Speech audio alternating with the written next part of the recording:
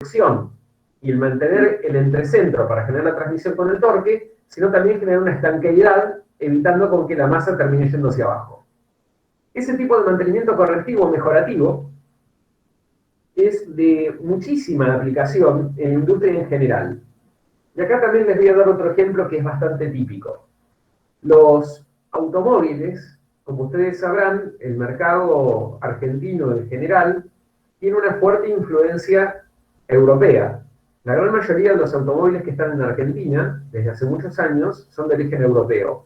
Si bien existen algunos autos musculosos, como los Dodge o las Ram o los Ford americanos, la mayoría del mercado está desarrollado por automóviles de origen europeo.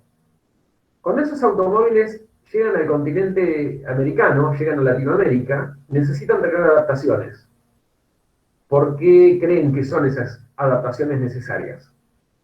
¿Qué diferencia el último Peugeot que salió, que estaba en el mercado, respecto de el que pueda estar en Europa que vaya para circular por América? ¿Qué se imaginan?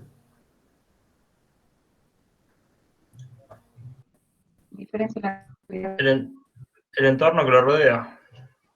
Sin ningún lugar a duda, exactamente, el entorno que lo rodea es totalmente distinto. Fíjense en lo siguiente, uno puede hablar por latitudes, podría comparar Suecia, por ejemplo, o países que tienen en la península escandinava climas extremos con lo que nosotros podríamos ya tener en Ushuaia en Tierra del Fuego. Pero sin ningún lugar a duda, el tipo de rutas, el tipo de caminos que se manejan, incluso hasta las formas de conducción, son distintos.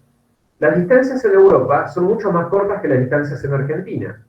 El nivel de autonomía que uno necesita en un automóvil en Argentina es realmente muy superior a lo que uno necesitaría en Europa.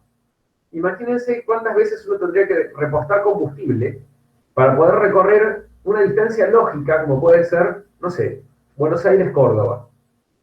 ¿Sí? Aún en los automóviles nuevos, con buena autonomía, con 50 litros de combustible y poder tener un consumo de 12, 14 kilómetros cada 100, van a necesitar restablecer combustible en la mitad del trayecto de la autopista Rosario-Córdoba. Salvo que vayan a 70 kilómetros por hora, 80 kilómetros por hora, sin viento, sin tener el auto cargado y con el pedal del acelerador no emocionado. ¿Sí? Si no, es medio difícil. Ahora, ¿cómo sucede eso en Europa? Y pueden llegar a cruzar quizás 3 países. Pero ahí no está todo. El tema está en el tipo de superficie, en el tipo de pavimento. ¿Cómo trabaja la amortiguación? ¿Cuál es el nivel de castigo que sufre el tren delantero? ¿Cuál es el reglaje de despeje del piso? Imagínense los automóviles europeos andando en Argentina con los gnomos reductores de velocidad de las calles y las avenidas. ¿En cuántos pozos supone que desaparece un spoiler? ¿Cómo hace una cubierta de perfil bajo para sobrevivir? Un perfil 40, un perfil 30. Con una unión de pavimento. ¿Se entiende lo que digo? Entonces, ¿qué es lo que termina sucediendo? La adaptación de ese vehículo al territorio hasta latinoamericano, Brasil tiene enormes superficies con distancias muy, muy largas a cubrir, pero con muy malos caminos. Tienen las autovías principales y el resto son rutas de muy mala calidad. La forma de poder poner ese auto en reglaje y que sea un éxito es, en definitiva, ponerlo en juego, tener una serie de assumptions y hacer modificaciones. Endurecen las suspensiones, le dan mayor retiro del piso, cambian los rodados, cambian los componentes de los rodados, y cambian los componentes y los ejes de suspensión, básicamente. Lo mismo pasa con los combustibles, ha pasado con el Euro 5. En la medida que no existían diésel en los destilados que pudieran abastecer, ese tipo de motores no podían circular por América. ¿Qué es lo que hace en definitiva el mantenimiento correctivo? Lo que pueden hoy experimentar con cualquier vehículo que tiene garantía extendida, en la que una vez que ustedes compran, para no perder la garantía, llevan el auto y la camioneta al service. Les están dando, ¿cuánto? 3 años de garantía, 100.000 kilómetros. Imagínense el volumen de información que llega en un vehículo cuando llega al service. Lo colocan en el bag, ponen en la computadora y empiezan a observar el historial que tiene ese vehículo de cómo circuló. A qué temperatura, cuántas veces arrancó el motor, cuántas veces la paró, cuál fue el máximo número de vueltas, cuál fue la temperatura máxima que tuvo, y en definitiva lo que lograron estudiar, cuál es el nivel de desgaste que tienen los componentes generales. Donde encuentren un componente que se desgasta en forma prematura, ¿qué es lo que hacen? ¿Qué se imaginan que hace Toyota? Con sus camionetas que tienen pero terribles trabajos en lo que es zona patagónica, con los pozos petroleros. Vuelve una Toyota al service, de los 90.000 kilómetros. ¿Qué creen que hacen?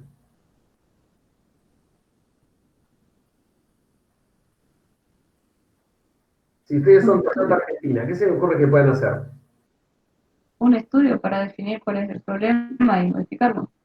Exactamente, a la camioneta la sujetan a un estudio, pero súper severo, para poder entender cuáles son los componentes que tienen mayor desgaste, cuáles son los componentes que incluso tienen sobrevida. Porque de alguna manera lo que uno va a buscar, y eso lo vamos a ver cuando vemos un cronograma, es que la generalidad de los componentes tengan periodos de vida que sean parejos. Lo peor que nos podría pasar es tener que estar cambiando permanentemente componentes cada fracciones de 5.000, 10.000 kilómetros. Imagínense que ustedes le digan, no, mira, tu vehículo cada 5.000 kilómetros le voy a cambiar el aceite, cada 10.000 le voy a cambiar pastillas de freno, cada 15.000 le tengo que cambiar amortiguadores, cada 20.000 le tengo que cambiar el sistema de refrigeración del radiador. Ese vehículo estaría cada 5.000 kilómetros parado por alguna tarea. Entonces lo que se busca de alguna forma es armonizar los periodos de vida útil en el servicio, los límites de vida útil, de forma tal que en una frecuencia determinada, supongamos que sean 10.000, 15.000 kilómetros, haya un conjunto de tareas. Si yo tengo un elemento que tiene sobrevida, quizás lo estoy penalizando y cambiando antes. Y si yo tengo un elemento que tiene bajo nivel de vida respecto a 10.000, es muy probable que llegue al momento de quiebre. En una palabra, que no llegue a ese periodo de vida en forma útil en servicio. Y eso es un problema. Entonces, el mantenimiento correctivo, de alguna manera, lo que hace es estudiar de ese vehículo que vuelve de campo, ve a nivel de detalle cuál es el problema que tiene cada uno de sus componentes o cómo se encuentra el nivel de desgaste, y lo que hace es armonizar la condición del diseño para garantizar la vida útil en servicio en forma segura. Entonces, muy probablemente, si al finalizar la vida útil del vehículo descubren que algún componente fue sobredimensionado, lo que hagan sea bajarle el costo. Poder encontrar una armonización que les dé una baja de costo de fabricación para que llegue a su fin de vida útil, pero sin un exceso de sobrevida. ¿Se entiende? Que llegue todo desgaste parejito. Este concepto de mantenimiento correctivo como corrective maintenance está muy bueno que lo incorporen como tal y que no lo confundan con el mantenimiento de rotura, porque de alguna manera en todos los focos, en todos los pilares que existen en distintos modelos de gestión, como es TPM, como es World Class Manufacturing, o WSO, World Class Operation, en definitiva lo que están buscando es una rueda de Lenin. Están buscando la mejora continua en cada uno de sus procesos. Dentro de la mejora continua lo que existe justamente es esto. Es cómo encontrar en los procesos, cómo encontrar en los conjuntos de las máquinas que se unen entre sí, que conforman un proceso, una forma de poder extender la vida útil al más bajo costo. Entonces, siempre va a existir algo vinculado con la mejora continua. Es el caso típico, el tema del mantenimiento correctivo, corrective maintenance, en lo que es la mejora continua. Si ahora me meto dentro del mantenimiento preventivo, yo podría tener un mantenimiento que estuviera basado en tiempo. ¿Sí? Habíamos hablado la vez pasada y hemos dado unos ejemplos que, en definitiva, aquellos que estaban ligados de alguna manera a la unidad temporal eran, por ejemplo, ¿qué cosas? ¿Qué tipo de componentes?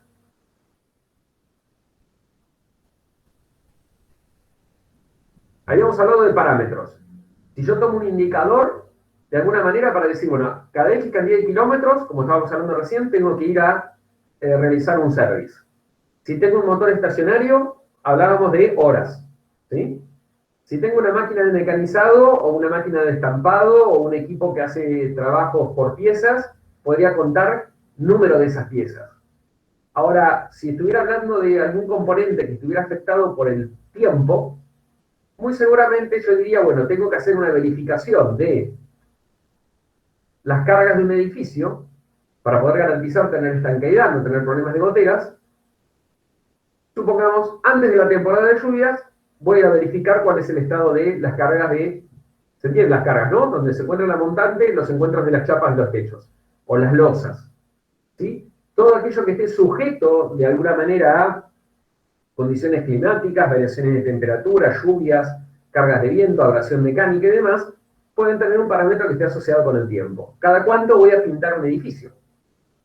Imagínense, no sé, la Torre Habana de Mar del Plata. ¿Sí? Es una fuerte cara que está de presencia al mar, recibiendo permanentemente carga salina, altísimo contenido de iones libres, con todas las ganas de sacrificar toda la superficie de hierro que tenga. Con lo cual ese edificio va a tener en todas las estructuras de acero corrosión. Más todo lo que tenga sujeto a la abrasión mecánica de la arena va a tener también problemas de piel. Todo lo que esté vinculado, digamos, a la carga del sol, más destruir los coatings de pintura, va a sufrir una abrasión adicional. Eso mismo no le va a pasar a un edificio que se encuentre en el barrio Los Troncos, a 5 o 6 cuadras. Y no va a pasar lo mismo al que se encuentre en Olavarría, o al que se encuentre en Azul.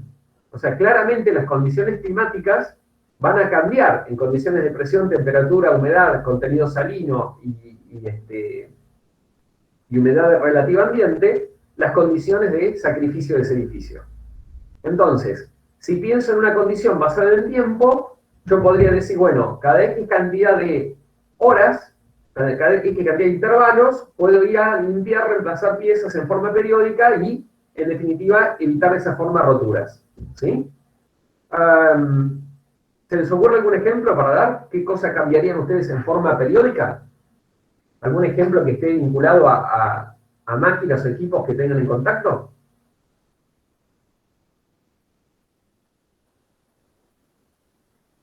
¿Qué se les ocurre?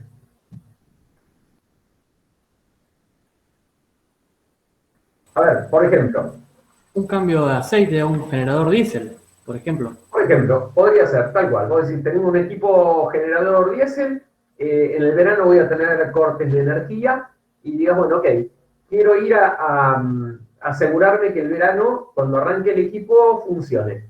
Entonces le vas a hacer un mantenimiento por temporada. Entonces vas a decir, antes de que comience el verano, voy a hacerle una sustitución de aceite. La pregunta del millón sería, ok, mal no le va a ser desde el punto de vista técnico. Desde el punto de vista del bolsillo, si ese equipo generó una hora, desde el verano pasado hasta ahora, ¿cómo se puede encontrar ese aceite?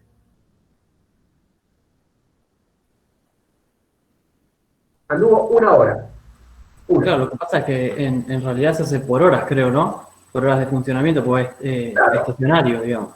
Claro, tal cual. La lógica sería, si vos decís, bueno, ese equipo estuvo funcionando a lo largo de todo el invierno y el verano, y la primavera, vos decís, yo quiero, para el verano asegurármelo, tengo tantas horas acumuladas, le voy a cambiar el aceite.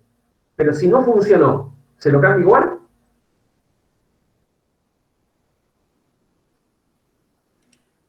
Sí, porque pierde las propiedades el aceite con el paso del tiempo. Puede pasar, exactamente, sucede, hay ciertas recomendaciones del fabricante que lo que dicen es lo que suceda primero, es la frase. Cada 10.000 kilómetros o cada año, lo que suceda primero. Puede pasar que un vehículo tenga más de 10.000 kilómetros en un mes, por lo cual tengo que cambiarle el aceite sí o sí todos los meses, o puede pasar que haya pasado un año, como ha pasado este periodo de pandemia, en el cual no lo anduviste, pero sin embargo pasó un año. Entonces puede estar afectado de alguna manera que las condiciones, vamos a ver cuando veamos el tema de lubricantes, pero que el paquete de aditivos del lubricante, no el lubricante base, sino el paquete de aditivos, se haya degradado y que en definitiva ese lubricante, a pesar de no haber estado funcionando, sí se haya perdido sus características principales como para poder tener una buena condición operativa en servicio. Un ejemplo simple para que se entienda, puede ser que ese motor diésel, ese motor estacionario, se encuentra a la intemperie, y lo que va a sufrir, propio de todos estos días, son condiciones de condensación. En definitiva, que tenga presencia de agua en su interior, que en definitiva afecten al lubricante y el paquete de antioxidantes que tienen como aditivos se vean degradados justamente por la presencia de agua, a pesar de que ese equipo no haya funcionado. ¿Sí? Vamos a tratar de dar otro ejemplo. ¿Qué pasa con las máquinas agrícolas? Las máquinas agrícolas hacen campañas, ¿sí? Entonces, cuando tengo para hacer una campaña, por lo general, para poder amortizar los equipos, para poder sacarlas rinde, lo que se busca es tener un cronograma, un calendario, de cuáles son los campos que están contratados para poder trabajar, de manera tal de poder optimizar el funcionamiento del equipo. De alguna manera, si pudiera estar trabajando hasta de noche, seguramente rendiría mucho más el capital invertido, ¿sí? tengo 3 millones de dólares en máquinas, que la forma justamente que produzcan es que estén permanentemente consumiendo gasoil, trabajando. ¿Están de acuerdo? Ahora, imagínense que la campaña arranca ahora en 1 mes y medio, ¿sí?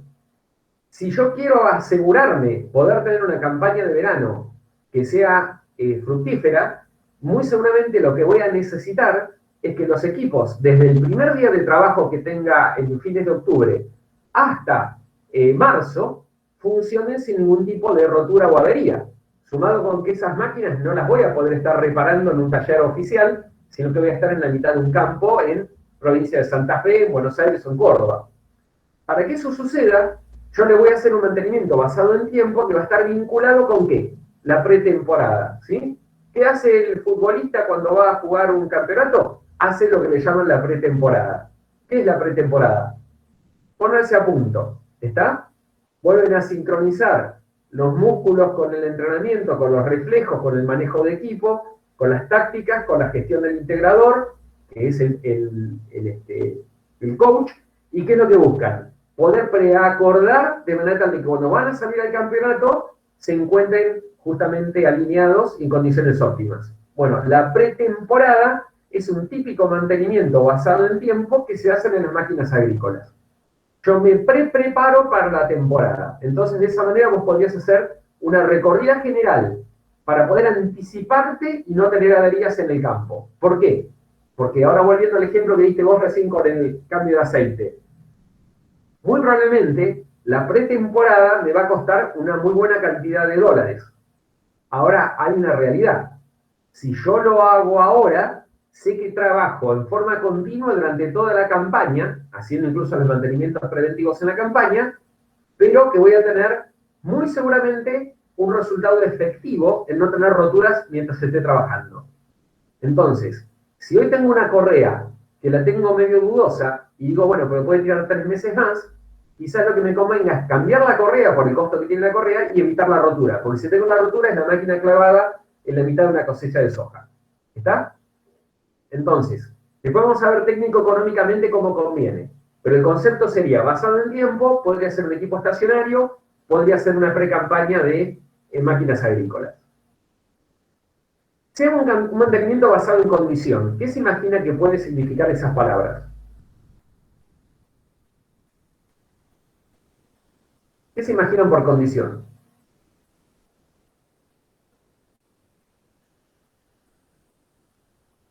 Ahí sí se cumple lo de la correa. Voy, miro, inspecciono, tomo detalle, analizo, comparo contra un estándar y en función de cómo se encuentra contra el estándar, tomo mi decisión de hacer o dejar de hacer. Vamos a ver otra vez el ejemplo de las cubiertas. Yo he tenido la suerte de tener cubiertas en mi auto anterior, bueno, en el que tengo actualmente. Cambié cubiertas, nunca me pasó una situación igual. Siempre he cambiado cubiertas. Desde 0, 65.000, 70.000, 80.000 kilómetros ya era un poco como llegando a los fusibles. 110.000 kilómetros. Y tenía cubiertas. Extremadamente parejas. Balanceadas, alineadas, rotadas entre sí cada 15.000 kilómetros. Siempre mantenidas en la presión con 34 libras. Tenía 2 o 3 pinchaduras, no tuve un llantazo, no tuve un golpe, no tuve nada. Cubiertas sonadas mucho en ruta. Las cubiertas sí están impecables. Pero antes de hacer un viaje con la familia a la montaña, dije, no quiero tener problemas en ruta, de ningún tipo, y menos si me toca una condición de piso más comprometido en términos de no tener adherencia. Producto de frenos ABS, control de tracción, control de estabilidad, lo que fuere, más la condición de manejo, las cubiertas estaban perfectamente gastadas. Si yo las hubiese cambiado por kilometraje, las hubiese penalizado en por lo menos 40.000 kilómetros. ¿Se entiende? Entonces yo lo que hice fue mantenimiento por condición. ¿Por qué las cambié a 110.000 kilómetros? Porque me iba de viaje. Si seguía andando en zona urbana, no sé cuánto más. Capaz que eran 5.000, 10.000 kilómetros más. Siempre sucede aparte con los neumáticos que la primera parte de la rodadura, si se quiere en vida útil contra kilómetros, es mucho más extensa que la última. ¿Sí? Esto es como todo, la mitad de la parte de abajo de la cerveza dura menos que la de arriba. O sea, hay distintas leyes de la vida que suceden así. El punto concreto es, las cambié ¿por qué? Por condición. cuál es el estado en el cual tienen, para cuánto tiempo más tengo, cuál es el riesgo que yo quiero tomar. El mantenimiento basado en condición necesita de expertise, porque si no lo comparo contra qué. Y acá es donde viene el tema. Che, ¿cómo lo ves vos? ¿Está medio lleno o medio vacío? Si yo no tengo un estándar serio que a mí me permita comparar y tener una métrica, ahí tengo un problema. Dicho de otra manera, es muy distinto que yo vaya y decida hacer el cambio del motor diésel que decía Diego recién, del generador, y que lo cambie porque lo cambié, que podría estar en el punto 1, que es basado en tiempo, que vaya y que lo cambie por condición. Entonces, si voy y lo cambio por condición, si lo hago al estilo no ingenieril, meto la varilla, saco la varilla, lo miro, lo vuelo, y digo, para mí está bien, para mí está mal, y se lo doy a leer a otro. Y el otro se lo pone en la mano, y lo mueve, y mira a ver si tiene sólidos, y cada uno hace su experiencia. ¿Vieron cómo son los que hablan de los vinos? Que los aromas a madera, y que no sé qué, bueno, empieza todo el divague. Y la otra sería, tomo una muestra de aceite, hago un análisis con un equipo electrónico muy simple, que es un check, que a mí me permite comparar cuál es el índice de refracción y opalescencia que tiene, y puedo determinar si tiene poder remanente de lubricante o no, cómo se encuentra el paquete de antioxidantes, e incluso el nivel de acidez que tiene. Si estuviera acidificado, es que ya ese producto se encuentra degradado. Si tengo realmente las condiciones y el expertise para poder determinar si el aceite está acidificado, oliéndolo me daría cuenta. Es un olor más bien picante, pica en la parte de atrás de la garganta, y es justamente los sulfuros que tienen que indican que ese lubricante se encuentra degradado. Entonces, si lo quiero hacer científico, el mantenimiento basado en condición lo puedo hacer. Yo puedo medir la profundidad del neumático con su desgaste con una regla. Puedo pedir la profundidad, un calibre, y en definitiva decir, me quedan tantos milímetros, me queda tal situación. O me quedan tantos milímetros en el medio, pero la cubierta está cargada, está totalmente desgastada en las bandas laterales. O está impecable de estado, pero tiene un tajo. En definitiva, la evaluación del estado de la condición de ese neumático me va a determinar si lo cambio o no lo cambio. ¿Ok? Ahora, cuando yo voy a mirar esas condiciones en las cuales se encuentra el equipo, puede suceder que, como dije recién, utilice más o menos tecnología. Y acá es donde la cosa se empieza a poner interesante. Si yo salgo de la que es la subjetividad, la percepción, porque todos podemos tener una percepción distinta de si hoy es un día que amaneció frío o no, depende de dónde hayamos nacido, cuál es nuestra edad, cuál es nuestro sexo, si en definitiva venimos acostumbrados al frío o no, si estuvimos abrigados, si dormimos bien. Ahora, si yo tengo un termómetro y leo 6 grados, son 6 grados centígrados. Más o menos un error de lectura, pero son 6 grados. ¿Se entiende? No es que puedo empezar a decir, bueno, está fresco, pero no tanto, hay que ver qué, si te pones al sol. Son 6 grados. Te tenés que abrigar. Puede pasar que la técnica que yo aplique para poder tomar esa decisión, esa medición, tenga más o menos grado de sofisticación. Y acá es donde la cosa se pone interesante, decía, porque las técnicas de mantenimiento predictivo, no preventivo, predictivo, lo que buscan justamente es predecir parámetros, indicadores, algún tipo de estado y condición, un monitoreo que a mí me permita de alguna manera ver cómo va a venir la evolución de ese parámetro. ¿Sí? Vamos a un ejemplo simple. ¿Qué estamos haciendo hoy con COVID? Vamos al supermercado, entramos en una fábrica, lo primero que te toman es la temperatura. A vos te pueden preguntar como declaración cómo te encontrás, cómo te sentís. Pero hay un parámetro de monitoreo que es la temperatura. La temperatura corporal no va a decir que tenés COVID, pero va a decir que estás en una condición normal o anormal. O sea, ya separás de alguna manera un pequeño universo. Después va a depender de otro conjunto de parámetros el que te diga si tiene temperatura y está pasado y le vienen tantas horas tal, esta es la tendencia. Esa traza de tendencia, esa separación, te está dando ya una predictibilidad. ¿Sí? Si yo fuera sumando los puntos de la fiebre, tendría construido, si se quiere, un histograma de cuál es la temperatura y la fiebre que tiene el paciente. Las técnicas de mantenimiento predictivo, lo vamos a ver también con Cristian en detalle, tienen una extremada semejanza con lo que es el mantenimiento de las personas, con los médicos y la medicina moderna. Vamos a encontrar muchísimo paralelismo, justamente de técnicas hasta exactamente iguales, que nos permiten de alguna manera poder adelantarnos y no tener que hacer, como digo yo siempre, hacían los mayas, ¿no? Los mayas, cuando iba un ciudadano maya y le dolía la cabeza, sin ningún problema lo ponían en la piedra de sacrificio, le partían el cráneo al medio para ver qué era lo que le producía dolor. Y ese ensayo es un ensayo destructivo, porque difícilmente iba a poder recuperar la condición que tenía antes de llegar con el dolor de cabeza. Entonces, de alguna manera, gracias a Dios, hoy no nos parten la cabeza para ver qué es lo que nos trae dolor. El ejemplo que está dado acá, fíjense que dice, primero basado en tiempo, cada 7.200 horas, cambio los rodamientos de un reductor. ¿Sí? Ese reductor R105 es, por ejemplo, un RUTS, un compresor soplador de aire. ¿Qué es lo que haría si estuviera basado en condición? Cada 3.600 horas mido vibraciones. Si el espectro de vibraciones se encuentra dentro de un rango admisible, lo dejo en servicio. Si yo empiezo a detectar que empieza a tener una frecuencia, una oscilación, velocidad o amplitud mayor, digo, algo está andando mal.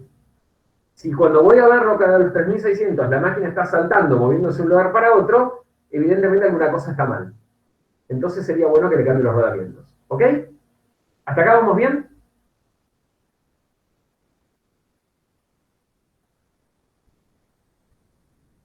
¿Cuáles son las características que tengo con el mantenimiento preventivo?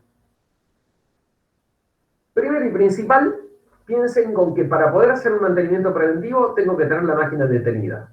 Acá es donde ya empiezo con una rivalidad con producción, porque producción me va a decir, bárbaro, está funcionando, no se rompe, no te la quiero dar, déjamela, si está andando bien.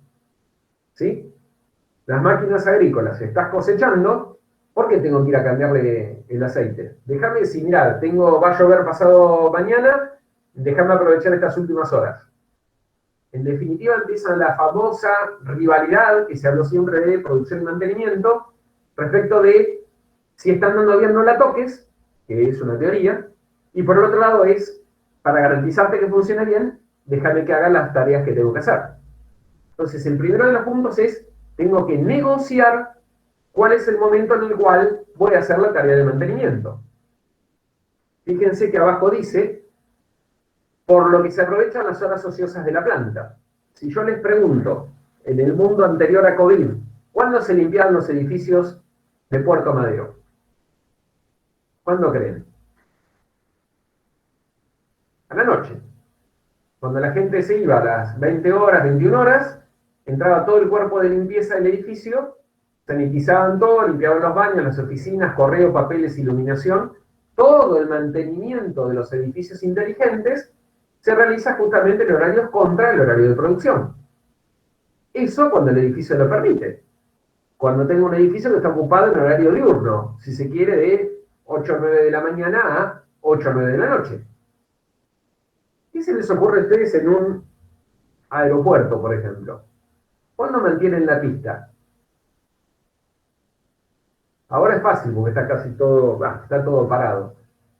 Pero ¿cuándo mantienen una pista? ¿Cuándo le dicen al aeropuerto de Heathrow? ¿Cuándo le dicen al aeropuerto de Atlanta, en el que tienen 14 pistas y son los mayores movimientos del mundo? Y ustedes le dicen, no, mira, tengo que ir a tomar las juntas del pavimento para poder cargarlas con material elástico porque me toca el mantenimiento de la pista. Ahí entran ya en una negociación mucho más compleja. Vamos otra vez a los chacareros. O vamos a cualquier línea de producción. ¿Cuál es el objetivo que tiene la persona que invierte? Lo que está buscando es la maximización de su tiempo de utilización.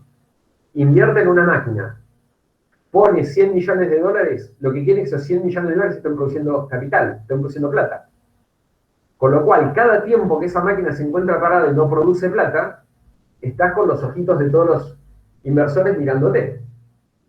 O sea, más te vale que el tiempo que le tenés a la máquina de mantenimiento estés haciendo algo que me rinda. Entonces, las horas ociosas, hoy estamos en un momento de baja económica de actividad importantísima, pero en términos normales o en términos medios, uno tiene un nivel de ocupación de las máquinas industriales que llega a más de un 80%. Esto es, gran parte del tiempo están disponibles para producción.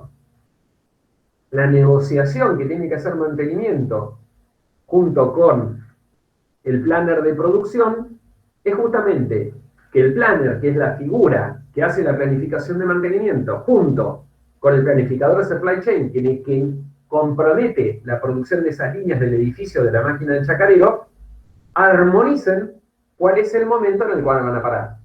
Armonizar significa que es una negociación, no es que es una imposición. Yo necesitaría poder detener el equipo este fin de semana. ¿Cómo viene tu carga de producción? Y mira, puedo llegar a cortar a las 14 horas del sábado. ¿A vos te sirve? No, tendría que ser a las 10 de la mañana, porque si no, no me alcanza el tiempo para poder hacerlo y entregártelo el domingo. Ok, entonces, ¿cómo podríamos hacer un mantenimiento progresivo? ¿Qué pasa si lo que no podés hacer, porque no te la puedo entregar a las 10 de la mañana, lo haces el miércoles de la semana que viene? Y en esa negociación, ¿qué es lo que dicen? Ok, lo hacemos. Lo que están absorbiendo, lo que están negociando es un riesgo. Porque posiblemente el miércoles de la semana que viene llegue con cierto riesgo distinto que si lo hiciera el sábado. ¿Se entiende lo que digo? Es el famoso ¿cuánto tiempo más de sobrevida? ¿Cuánto más puede aguantar este componente sin hacerle X o Y? Entonces, entre los dos negocian, no es que es responsabilidad de uno, entre los dos negocian y activan el cómo poder tomar la mejor decisión. Entonces, el tiempo en el cual no se está produciendo podría llegar a ser el tiempo en el cual mantenimiento está haciendo sus tareas, el tiempo en el cual producción esté haciendo, por ejemplo, un cambio de fragancia, un cambio de esencia, un cambio de lote de producción, una dinámica de planta del lado productivo que es un tiempo muerto. Entonces, ¿los dos qué hacen? Aprovechan el tiempo muerto. ¿Se entiende? Así como el edificio duerme de noche y mantenimiento lo activa, o un mantenimiento de una ruta, una autopista, si han viajado de noche por las autopistas de Buenos Aires en épocas normales, se iban a encontrar con balizamiento generalizado. Entonces las máquinas estaban haciendo bacheo, reparación de luminaria y demás en la madrugada. ¿Por qué? Porque justamente la baja de la clientela, la baja de la gente que circula por las autopistas de noche, les permitía a ellos el poder trabajar con mayor seguridad en más kilómetros. ¿Qué tenían que hacer?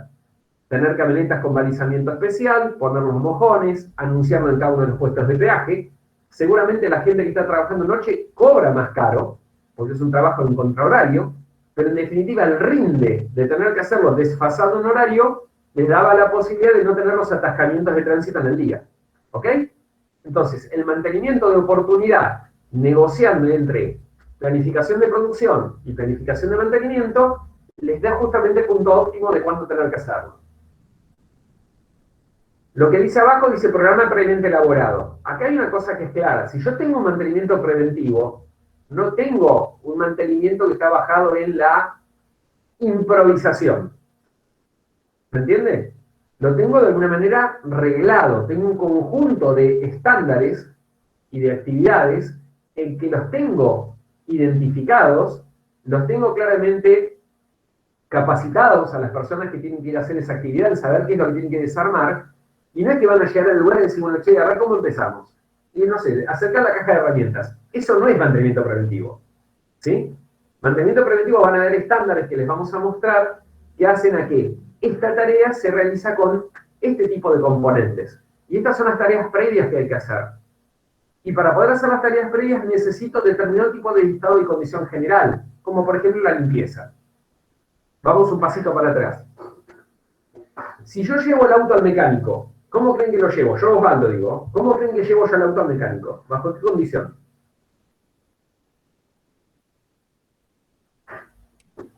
No puedo... Impecable. ¿Cómo lo llevo? No te escuché, Elian. Impecable, en perfectas condiciones. Lo llevo impecable, porque hay un tema de... a ver, es un factor múltiple. Si yo el auto lo llevo sucio, yo lo que estoy pensando es que la persona que lo va a mantener tiene que estar padeciendo la mugre que yo le estoy llevando a su taller. Y eso es un tema que no corresponde. Yo no tengo por qué ensuciarle su taller, ni ensuciarlo a él. El otro punto es, si yo lo llevo sucio, ¿cómo puedo exigirle que me lo entregue limpio? Si yo lo llevo al auto lleno de papeles, y de cosas, y CDs o lo que fuere. Después le voy a argumentar con que él me los robó, los perdió o lo rayó. Es muy distinto que yo lleve mi auto lavado, o por lo menos limpio, con las butacas que sean visibles, el baúl ordenado, y que la tarea en la cual él va a hacer tenga un foco en la cual cuando me vaya a entregar al auto y yo le haga el ensayo de recepción, verifique que lo que quería hacer hecho fue hecho y que el auto tiene ni más ni menos que lo que necesitaba, y no un rayón en un guardabarros. ¿Se entiende? Si voy y entrego el auto y le ponen una funda de plástico en el volante, le ponen una funda en el asiento, y cuando abren el capó le ponen un babero con un par de imanes, lo que me estoy asegurando es que la hebilla de su cinturón no me va a rayar un guardabarros. ¿Sí? O que las manos con grasa que eventualmente pueda tener por estar trabajando me vayan a ensuciar el volante o manchar el tapizado. Entonces, imagínense, aparte de esa relación que existe entre producción y mantenimiento, en la cual si yo te entrego la línea, no puede ser que te entregue la línea con botellas de la última producción, el tanque lleno, etiquetas tiradas en el piso, cajas de cartón y el fondo de la producción tirado en el robot. Después vamos a ver videos para entender qué es lo que estoy hablando, pero no puede ser que me estén entregando una máquina para mantener, en la cual yo tenga que dedicar parte de mi tiempo del mantenedor a purgar y ordenarlo. ¿Sí? Lo digo de otra manera. Están de vacaciones, están en un hotel. Salen de la habitación del hotel. No puede ser que haya explotado una bomba. ¿Sí? La toalla por lo menos tiene que estar en el lugar en el cual no esté dañando un mueble. Y tiene que ser visible que hay 2 toallas, 3 toallas, no que se las llevaron en una valija. El orden general tiene que ser tal que la persona que vaya a limpiar no encuentre con que ese fue la destrucción nuclear de un departamento, sino que va a ser una limpieza de un departamento. ¿Se entiende lo que digo? Bueno, ese nivel de compromiso entre socios genera justamente un equilibrio de valores de respeto mutuo. ¿Qué es lo que hace producción? ¿Qué es lo que hace mantenimiento? Vos me entregás la línea, la máquina en estado tal, yo te lo entrego igual o mejor. De esa manera se maneja un equilibrio que hace que las relaciones perduren en el tiempo en forma sana. Por eso lo de evitar de alguna manera la improvisación habla de muchísima coordinación. ¿Sí? Imagínense de la misma manera que si yo voy a hacer un desarme general, no puede pasar que cuando tengo todo absolutamente desarmado diga, ah, me está faltando este repuesto, no lo tengo.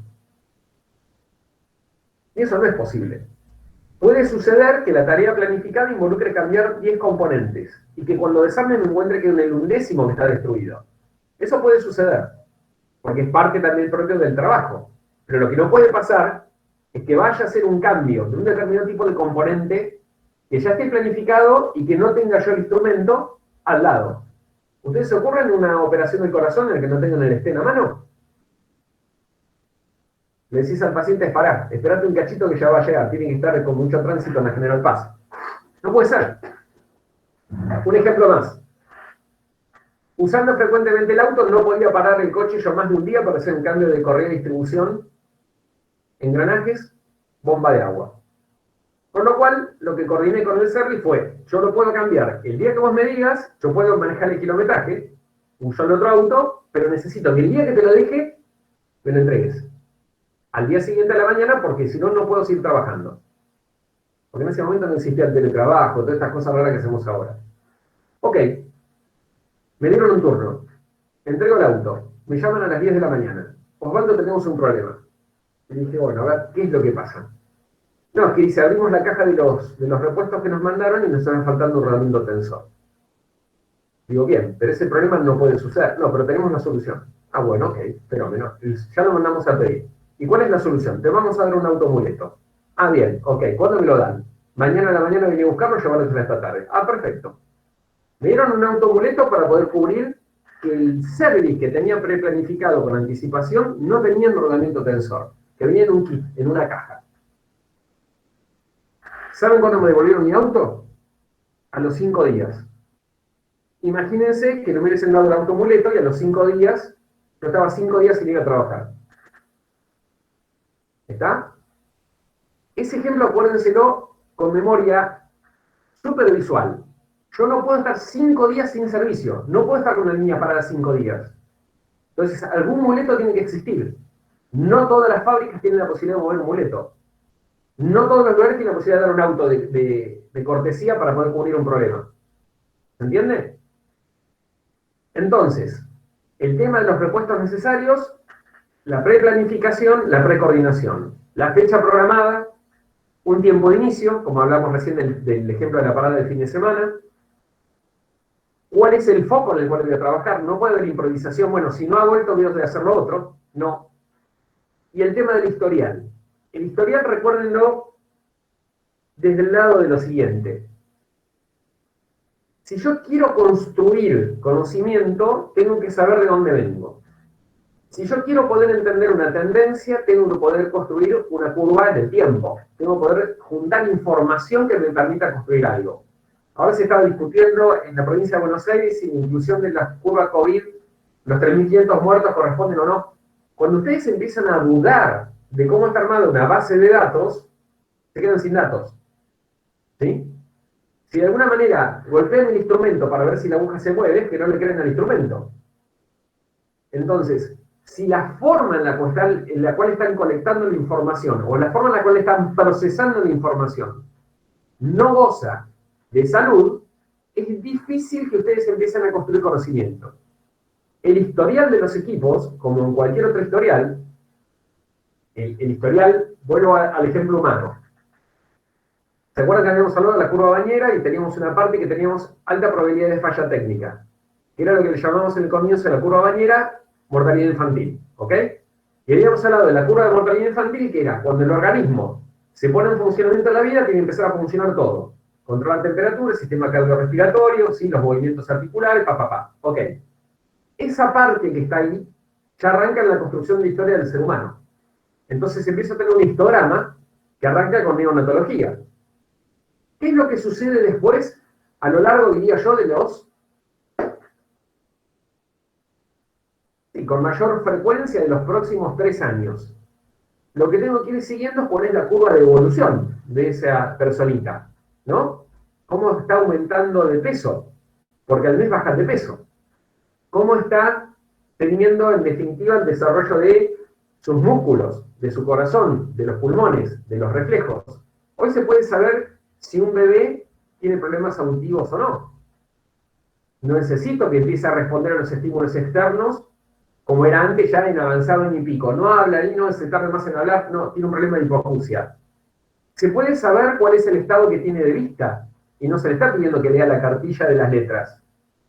Entonces, el nivel de avance tecnológico que existe en torno de la previsibilidad, de la predictibilidad asociada a un historial, permite construir la historia y la salud de las personas en una forma absolutamente temprana. Por ejemplo, también el tema de las posiciones de las caderas en las nenas.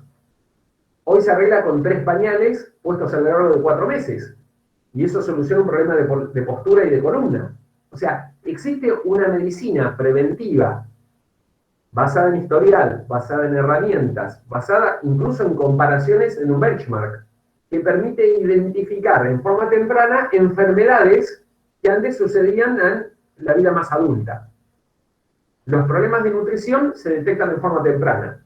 Todo este paquete que estoy hablando está metido en esta hoja. ¿Sí? ¿Cuáles son las tareas preventivas que se hacen? ¿Cuáles son los controles? ¿Cuál es el tiempo en el que se destina? ¿Cuál es el momento en el cual se tiene que hacer? Tómenlo al ejemplo humano porque es el más fácil después de poder identificarlo para con qué le pasa a los equipos. Haciendo un resumen entonces de lo que habíamos dicho recién. Puedo decir que tengo un mantenimiento planificado y uno no planificado. El no planificado, como está acá el dibujito, el bombeo. ¿Sí? Dentro del planificado tengo un mantenimiento preventivo que puede estar basado en el tiempo y un basado en condición. Un mantenimiento por avería, que sería el de breakdown, y un mantenimiento correctivo, que sería el mantenimiento mejorativo, el corrective maintenance. ¿Cómo poder explicar, estudiar cuáles son los modos de fallo y hacer una mejora para poder extender la vida útil del servicio, mejor eficiencia y eficacia del uso de los recursos? ¿Ok? ¿La tienen esta tablita? Bueno, esta tablita es la Biblia. En base a esta tablita uno puede ir interpretando el resto de las cosas. Háganse un foco muy fuerte en tema, planificado o no planificado. No planificado, vivo con el caos. Pase lo que pase, después veo qué sucede. No es lo mismo que mantenimiento de avería. ¿Se entiende la diferencia? Cuando hablo de no planificado es, estoy liberado de mi suerte y gracia. Que reviente lo que tenga que reventar y después veo cómo me hago cargo. No me importa si es en una curva, si se muere alguien, si se cae un avión, si tengo que hacer el mantenimiento de los trenes en la India, no me interesa nada. Cuando pase veo qué es lo que hago. Y cuando pase veo lo que hago, ahí tengo que ir con una enorme cantidad de repuestos, mucha gente que esté disponible en ese momento para poder acudir, que la tengo que tener, gente que esté en emergencia, en guardia o lo que fuere, y que sea lo que Dios quiera. Mantenimiento de avería es, yo dejo librado que este tipo de componente en esta condición se rompa. Cuando se rompe, voy y lo arreglo. Voy a un ejemplo concreto. Bombas de agua de los edificios donde pueden vivir ustedes. Hay una cisterna, un tanque que está en planta baja o en subsuelo, y el tanque elevado. Esa bomba es una bomba centrífuga. Lo más común que existe en el mercado, y podrá ser una bomba que cueste hoy, no sé, 8.000 pesos. Esa bomba centrífuga funciona todos los días, arranca para, con el control del nivel del tanque en altura, ¿sí? ¿Hasta cuándo funciona esa bomba? Hasta que deja de funcionar. ¿Cuándo deja de funcionar? ¿Qué se les ocurre? ¿Cuándo puede romperse una bomba centrífuga en un edificio?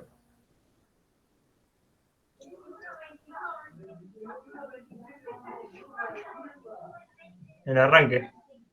En el arranque suelen ser los puntos de mayor consumo, justamente, que haya tenido un pico de corriente, en el cual por la posición que ya tiene el rotor, tiene un desgaste con los rodamientos, se puesta hacia un costado, ha tenido la entrada de una impureza, estuvo parado más tiempo, se bloqueó el rotor con óxido. ¿Sí? El momento del arranque es un momento en el que él es prácticamente típico de que termina rompiendo.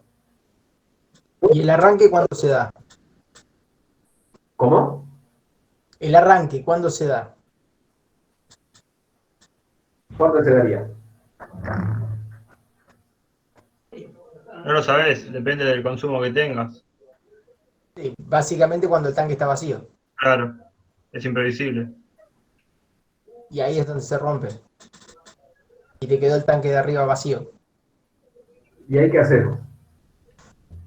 Imagínense al del quinto B que está enjabonado y se quedó sin agua. Tendría que haber una bomba auxiliar.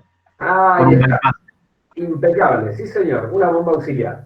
Está la bomba auxiliar. ¿Quién la conmuta? Porque acordate que la señora de quinto B está enjabonada. ¿Quién va y baja hasta el subsuelo y conmuta la bomba A por la bomba B? El portero. El portero tendría que. Ok, perfecto. ¿Y el portero está? No, es domingo a las 4 de la tarde. Hay que tener mala suerte, ¿eh? ¿Y qué hago? 25. ¿Quién cambia la bomba de lugar? Pobre señora, sí, coincido con lo que dice Lucas. Se manda un mensaje al grupo de WhatsApp del edificio.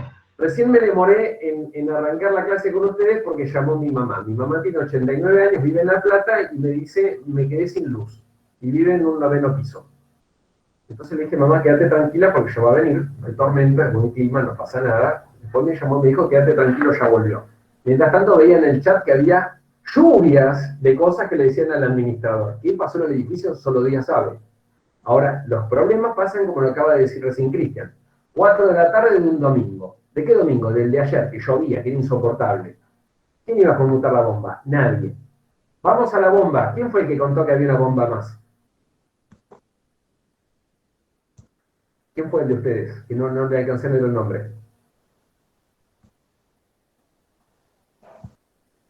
Bien. Tengo la bomba B. Arranco la bomba B. ¿Anda la bomba B?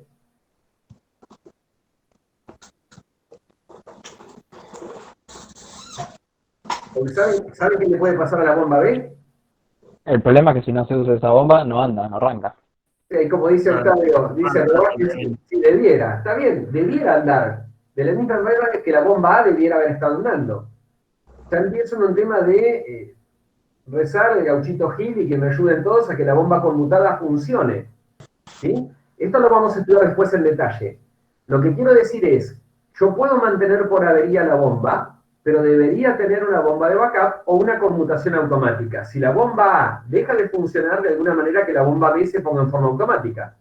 ¿Sí? Después vamos a ver qué involucra todo esto, porque también digo tener más plata para tener una bomba B. No es que cualquiera puede disponer de equipos de backup siempre. Pero en definitiva yo estoy diseñando de alguna manera que puede ir por un mantenimiento de avería. Yo estoy dispuesto a que mi auto pinche un neumático. No tengo problema. ¿Por qué? Porque estoy seguro que en el baúl tengo una rueda de auxilio. Vamos de nuevo. La rueda de auxilio que tengo en el baúl, ¿funciona? Vamos a ir un pasito más atrás. La rueda de auxilio que tengo en el baúl, si tiene el formato de los Citroën y los Peugeot y demás, está en un canasto en la parte baja. ¿Sí? ¿Está la rueda o me la robaron? Porque puede pasar que pinche, ayer domingo a las 4 de la tarde, Cristian, sos un mala leche, no puede ser que te pase todo un domingo a las 4 de la tarde. Se te pincha la rueda ayer a las 4 de la tarde, en Camino Centenario. Decís, no hay problema, tengo piloto, tengo un cartón, lo tiro, yo cambio la rueda. Vas a buscar el canasto, te robaron la rueda. ¿Qué hacemos? Saco la rueda, la tengo. Le tengo que aflojar el tornillo de seguridad que tiene, con una llave que tiene este largo, más o menos 12 centímetros. Tornillo de acero, contra llanta de aluminio, clavada hace 7 años. ¿Quién lo afloja? No, te parás arriba de la llave. Yo, que soy musculoso, paro a que me dé bola aire y que por favor me cambie la rueda. Llamo a la grúa, está saturada. ¿Cuántas grúas hay en La Plata? Una. ¿Cuántos autos hay que pincharon, que se rompieron en la autopista con la lluvia y no sé qué? 100. ¿Cuánto tenés de demora? 3 horas para que cambie una rueda. La vuelvo a cambiar yo la rueda. La cambio la rueda. ¿La cubierta de auxilio que tengo está inflada? ¿Cuándo fue la última vez que le encontré la depresión a la cubierta de auxilio? Entonces, fíjense la cantidad de problemas que tengo. Si yo decido que mi cubierta va a ser cambiada cuando se pinche, garantiza que la función de mantener la rueda de auxilio existe. Que cada tanto, cuando voy a controlar la presión de los neumáticos, controlo la de los 5. Las 4 ruedas que están en el auto, más la que está puesta en el canasto. Controlo la presión, la rueda está la llave cruz, está el perno para evitar la tuerca antirrobo, la tengo, se quedó en una guantera del auto, en la caja de herramientas o lo que sea. Si yo tengo esa función regulada, estandarizada y protegida, puedo mantener por avería un neumático. ¿Está? ¿Hasta acá me siguen? Vamos a complejizarlo un poquito más. En una etapa de mi vida a mí me agarraron ganas de irme a Ushuaia en auto. Y me fui a Ushuaia en un coche. Me fui en un Gol. ¿Qué hice yo para irme con un Gol a Ushuaia? ¿Qué se les ocurre?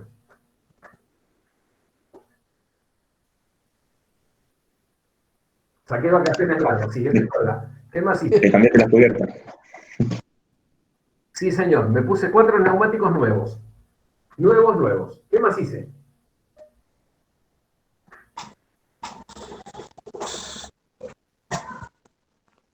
Lo tiraste y te compraste un Hammer. ¿Eh? Lo tiraste y te compraste un Hammer. Si hubiese podido. ¿Qué más hice? La verificación técnica. Hice la verificación técnica. ¿Qué más? Revisaste aceite y agua. Todo, entero, completo. ¿Qué más? Después vas a ver cuándo le hice, porque ese también es otro detalle. ¿Qué más hice? Me compré otra llanta, con otra cubierta y me llevé 2 cubiertas de auxilio. Me compré una cámara, son cubiertas sin cámara, pero me compré aparte una cámara. Me compré un matafuego de CO2, de manera tal de poder utilizarlo como compresor. Le puse barreros al auto, de manera tal de evitar las proyecciones de las piedras. Le puse protectores en los faros, le puse protector de cárter, me hice un duplicado de la llave codificada y le escondí en la carrocería, por si se me cerraba el auto y me quedaba la llave adentro y no romper un vidrio. Lo forré el auto entero con silver tape, de manera tal de que las piedras no me lo rayaran. Antes lo enceré. Me fui hasta Ushuaia, después van a ver las fotos, volví y el auto volvió impecable.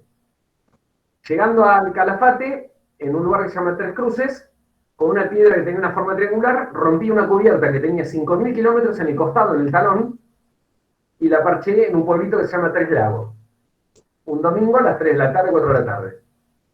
Nunca más pinché en todo el viaje. Pero esa cubierta nueva no la pude usar más. Cuando volví a Buenos Aires la tuve que tirar. A lo que voy es, dupliqué la apuesta. Yo dije, la probabilidad de pinchar un neumático en una ruta tan larga, con mucho camino de ripio, necesita neumáticos frescos. ¿Garantiza un neumático fresco que lo vaya a pinchar? No, bajo ningún punto de vista. ¿Cuál es la contramedida que tengo si pincho? Y bueno, si pincho una rueda, la cambio. ¿Cuál es la probabilidad en rutas de 300 kilómetros de ripio de pinchar 2 ruedas? Y es elevada. ¿Cuál es la probabilidad que tenga un cruce de guarda ganado, que tenga el acero abierto y que en definitiva termine rompiendo 2 ruedas? Es mucha. Necesito 2 ruedas de auxilio. ¿Qué sucede si se me rompen más de 2 ruedas de auxilio? Bueno, tendré una cámara para poder zafar, para poder llegar a algún lugar. Hasta que no hay señal de celular, no sirve nada. En el fondo del mundo no existe nada. De alguna manera yo lo que tenía que tener era autonomía ante eventuales temas que sí podían llegar a suceder. Ahora, el haber pinchado una rueda, involucrado que podía seguir andando con una rueda pinchada, tenía que solucionarlo en el menor plazo posible. ¿Ok? La única rotura que tuve fue una piedra más grande que me encontré en una mitad en el lago Fagnano, que me, derecha e izquierda, al medio, rompí el caño de escape, ni siquiera rompí el caño de escape, se levantó y me rompió la aislación. Lo único que me pasó en todo el viaje, no rompí ni un vidrio ni nada, nada. Ahora, ¿qué hice? Decidí mantener por avería, pero con un diseño que me diera la sustentabilidad de poder estar seguro. ¿Se entiende? Entonces, ¿puedo ir a la rotura? Sí, pero ten en cuenta cuáles son las consecuencias si tenés esa rotura. ¿Cuál es el impacto que va a tener esa rotura? No es lo mismo que mantenimiento no planificado. ¿Se entendió el ejemplo? Bien.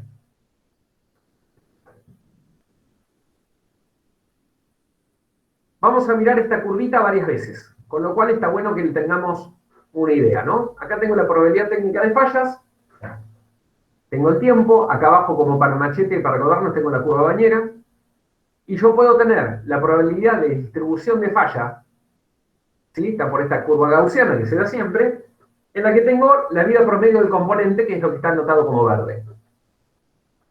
Si yo lo mantengo por tiempo, calendario, puede ser que yo, ante el 99,96% de las fallas de este tipo que ya están identificadas, yo soy muy conservador, entonces lo cambio antes. ¿Está? No quiero tener problemas en mi vida. Entonces yo digo, es como si dijera, a ver, los sistemas de correa de distribución de los automóviles, por ejemplo, los Volkswagen, cada 90.000 kilómetros se hace el conjunto de distribución completo. Y yo digo, no, yo no le creo a los alemanes, no le creo a nadie, no le creo a la estadística, yo lo cambio cada 70.000. El cambiarlo cada 70.000 es como si yo me parara en la puntita de esta curva gaussiana, ¿no? Ahora estoy penalizando 20.000 kilómetros de servicio de lo que le estoy sacando. ¿Están de acuerdo? ¿Eso significa que ninguna va a fallar antes de los 90? No. Los 90 está acá en el punto verde. Estoy dentro de una zona de seguridad. El trabajar con un basado en tiempo conservador puede ser una especie de sobremantenimiento o sobregasto. Estoy haciendo las cosas con una frecuencia muy conservadora. Si yo tuviera la forma de poder ir monitoreando cuál es el desgaste que tiene la correa, esto es posible, se puede hacer. Hay puntos de inspección, hay formas de poder verificar si la tensión de la correa se mantiene sin valdrapear, el estiramiento se mantiene en forma pareja, no tiene contaminación de combustible, no tiene alteraciones en sus telas, lo puedo manejar. Tengo una ventana de inspección para poder hacerlo y una galga para poder ver cómo el dentado va sufriendo desgaste respecto a una galga que le pongo. Ahora, si lo hiciera basado en condiciones, yo podría tener una sobrevida. Fíjense la diferencia que hay entre el verdecito y el basado en condiciones. ¿Yo qué estoy viendo? Y estoy mucho más cercano a la avería. Entonces, ¿qué hago? Lo dejo, si se quiere, hasta el límite de vida último. Lo estiro un poquito más, total tira. Pero no lo hago por ojímetro, lo hago con instrumental. Si lo hiciera por rotura, me banco la avería. ¿Está? Esto sería, de alguna manera, una distribución de probabilidad de fallos mirando las técnicas que vimos antes. ¿Ok? Vamos ahora a lo que sería el mantenimiento por avería o rotura. ¿Sí? Por eso está el autito con la persona empujando. Si yo midiera el deterioro, y acá tengo la falla así del tiempo, yo tengo condición de servicio óptima, se empieza a degradar, falla. ¿Qué es lo que hago? Voy y lo cambio. Vuelve otra vez a su condición de servicio, lo pongo a funcionar, se empieza a degradar, se empieza a gastar, falla. Esto sería el mantenimiento de vieja guardia, que es cuando se rompe, vuelvo a arreglo y lo cambio. ¿Sí? Pensemos en algo simple. La lamparita de la mesa de luz de ustedes. ¿Qué van a hacer? Salvo que estén totalmente obsesivos y tengan un problema ya obsesivo-compulsivo, o sea, temas que pertenecen a las ciencias de la psicología y la psiquiatría, ustedes no van a ir a cambiar la lamparita de su mesa de luz por las dudas. La van a cambiar porque o destella, o tiene poca luz, o descubrieron una lámpara spot o una LED que tiene mejor luz, o le gusta la luz día, la luz cálida, lo que fuere. Pero si no la van a cambiar, sí, solo si la lámpara se queme. En ese tipo de función no hay ningún problema. Se quema, la cambian. Supongamos que se les queme en el momento que están leyendo el libro. Bueno, le agarrarán algún epíteto al espacio, se cambiarán al lugar en otro momento o no leerán. Hasta conseguir la lamparita. ¿Sí? Si esa lamparita, la misma lamparita, es la de un semáforo, es la misma lámpara, es la de un semáforo, la pérdida de función que le da el semáforo y la pérdida de función que le da la mesa de luz, ¿es la misma? Imagínense el tiempo de respuesta para cambiar la lamparita de la mesa de luz de ustedes y cambiar la lamparita del semáforo. ¿Cuál es el daño que se produce de no cambiar la lamparita de la mesa de luz y no cambiar el semáforo? Que es circunstancialmente la lámpara roja. ¿Está? Entonces, muy seguramente, ante la misma lámpara, el mismo costo del material, y asumamos el costo de la mano de obra fuera la misma, no es lo mismo, la estrategia de mantenimiento que ustedes van a tener con esa misma lamparita no va a ser la misma en la lámpara de la mesa de luz que en el semáforo. ¿Ok? Después vamos a ver qué hacemos con el semáforo. Entonces, ¿cuáles son las ventajas de este modo de trabajo en mantenimiento? Desde el punto de vista de ventajas, está por eso con verde, bajo costo si se aplica correctamente. O sea, si lo tengo en la mesa de luz está genial, porque gasto la lamparita únicamente cuando se rompe. Si lo pongo en un semáforo ya tengo otro problema. No requiere ninguna planificación anticipada, salvo que la pieza esté disponible. Yo tendría que tener una lamparita de recambio guardada en algún lugar. Entonces simplemente se bajan de la cama, van hasta el armario, sacan la lamparita, desarman la lamparita, ponen la lamparita y son felices. Tecla nuevamente y la cosa funciona. Si no tengo la lamparita ya empiezo a tener un problema. Fíjense que esta dinámica involucra que tienen que tener una lamparita. Una lamparita es capital inmovilizado. Podrían tener una lamparita guardada en el armario o un chocolate. Ustedes deciden qué es lo que les da más placer. ¿Está? Imagínense cuando ya más de un chocolate tienen que tener muchas lamparitas, porque tienen una fábrica. ¿Cuántas lamparitas van a tener en el español? ¿Cuántas lamparitas de las mesas de luces de una fábrica se van a quemar al mismo tiempo? ¿Cuál va a ser la recomendación que ustedes le van a dar al director de operaciones respecto de cuántas lamparitas van a tener? ¿Cuáles son las desventajas? Si en aviso de falla, riesgo de seguridad. Tomémoslo de semáforo luz roja. Se quemó el semáforo, no tengo luz roja, los autos siguen de largo. Parada de la planta sin control, pérdidas de producción. Imagínense que esta es la pieza que les garantiza el funcionamiento de la línea. Se rompió esa pieza, la fábrica entera no funciona. ¿Quieren ponerlo en algo? No sé, el chispero de una caldera. No tienen vapor, no funciona la planta. Y es un chispero. Es un magiclick industrial. ¿Ok? Se quemó, no funciona más. Y eso es una cajita más o menos del tamaño de un puño. No tienen esa pieza de recambio, la planta no funciona. Explíquenle a quien le llame al director de operaciones diciéndole, no, mira, el chispero de la caldera no anda. ¿Saben lo que les va a decir, no? Y por el otro lado, cuando dice acá requiere un gran equipo de mantenimiento de reserva, piensen en esto. Lo que yo les decía recién de la grúa o el servicio de auxilio el domingo a las 4 de la tarde. Los que tienen los servicios de grúa es una guardia. No tienen 40 grúas esperando que la gente se descomponga el auto. Tienen 2 o 3 grúas por cada 10.000 habitantes. El momento en el cual tienen lluvia o tienen condiciones climáticas adversas, hay más choques, aparte de tener pinchaduras neumáticos. Por lo cual esa grúa está todo el tiempo moviéndose. No va a haber 10 grúas paradas esperando con que suceda algo. Nadie las va a pagar. Entonces, tendrían que tener ustedes en la planta industrial una cantidad enorme de técnicos de mantenimiento disponibles para el momento en el cual se produce la falla. Eso tampoco existe. Podrán tener una guardia, podrán tener una persona presente. Ahora tienen que tener la expertise y las herramientas para poder solucionarlo. Entonces, ¿cuál es esta técnica? El mantenimiento puede ser eficaz si se aplica correctamente.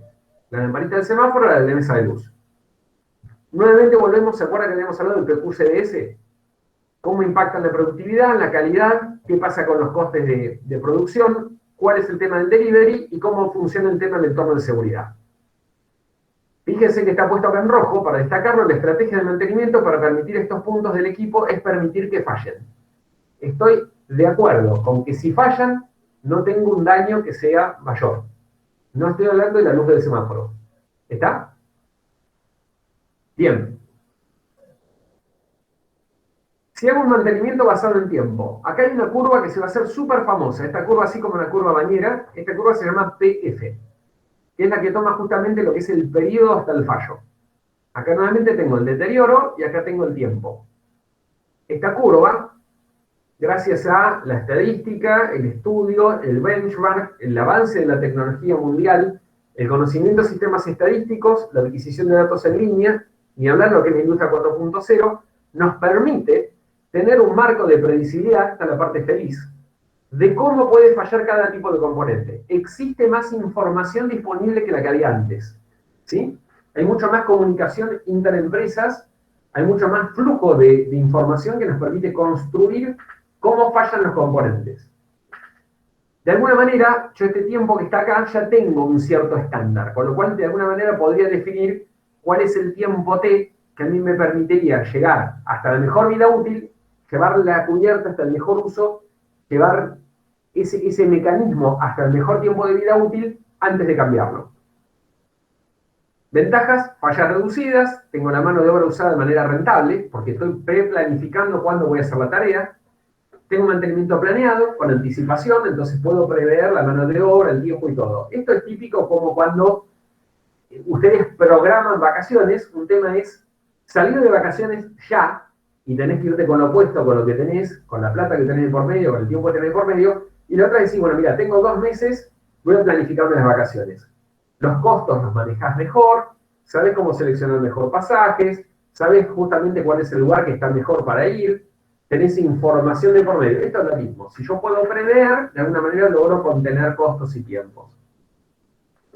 ¿Cuál es el tema que tengo asociado a esto? Aumento de actividades de mantenimiento y de los costos. Porque si todo lo voy a meter bajo un reglaje del tiempo, todo lo que yo tengo involucraría de alguna manera ir cambiando lamparitas antes de que fallen.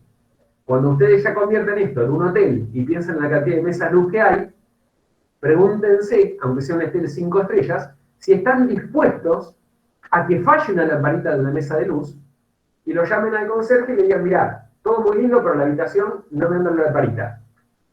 ¿Cuál puede ser el problema? Que no tengan una persona de mantenimiento para poder cambiarle al menos el velador, y la lamparita la cambias después tranquilo. Tengo que tener un velador de backup, o lamparitas de backup, de forma tal de no incomodar o modificar al cliente. Y decirle, cuando ustedes se vayan a cenar, yo le cambio la lamparita. ¿Se entiende lo que digo? Tengo que poder tener armado cómo es la estructura para poder soportar esa técnica de mantenimiento basado en tiempo. Es aplicable solo para el deterioro asociado al tiempo, al envejecimiento. Otra vez, hay fallas aleatorias que vamos a ver que no tienen un reglaje que sea medido de esta manera, con lo cual lo que puede pasar es que tire la plata. Y fíjense acá, el último renglón que dice, el mantenimiento a veces induce a fallas de mortalidad infantil. Lo que dijimos recién con la bomba B. Si la bomba puede fallar en el momento de arranque, cuando yo conmuto la bomba A a la bomba B arranca, la bomba B falla. Tengo la suerte que tengo, y sí, puede fallar. Voy a poner la rueda de auxilio y en ese momento la rueda de auxilio está pinchada. Y puede pasar. ¿Está? De alguna manera, esta es la forma más común de utilizar el mantenimiento.